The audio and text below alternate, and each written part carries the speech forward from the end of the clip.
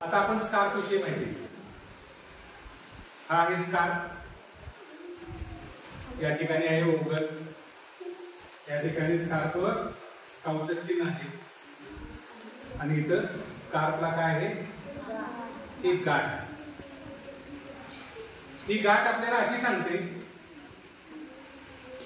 की दिवसभरात एक तरी काम चांगलं करा, एक तरी समाज कार्य करा। सगळेजण स्वतःसाठी जगतो, आपल्या स्वतःची घराची काम वगैरे कामं करतो, पण घरची सोडून समाजामध्ये इतर माणसांना कधीतरी आपण उपयोगी पडतो,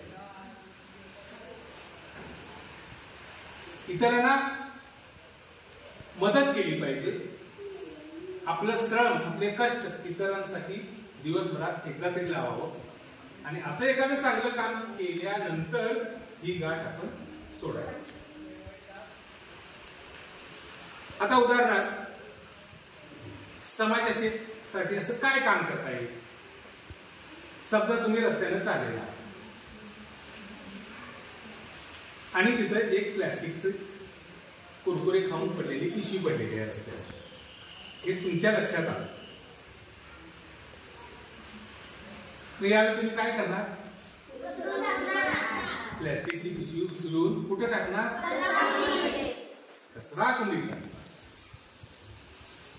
हे समाजासाठी केलेलं एक सत्कृत्य आहे, चांगलं काम आहे।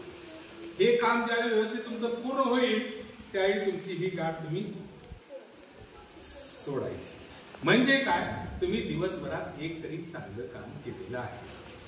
मग तुम्ही म्हणाल अशी मी 2-4 कामं केली तर चालेल, तुम्ही परत गाठ बांधा परत सोडा असं नाही।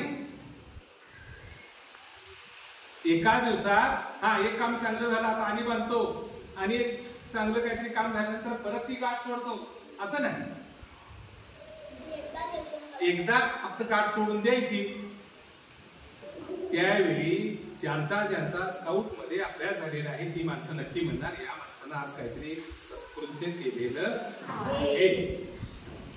आणि जोपर्यंत गाठ आहे त्या व्यक्तीला त्या विचारायचं नाही काय आज तुझं काय सत्कृत्य झालं की नाही, विचारायचं, कारण ही गाठच सांगते त्यांनी गाठ सोडायला नाही याचा अर्थ अजून सत्कृत्य झालेलं नाही। पण आलं का लक्षात?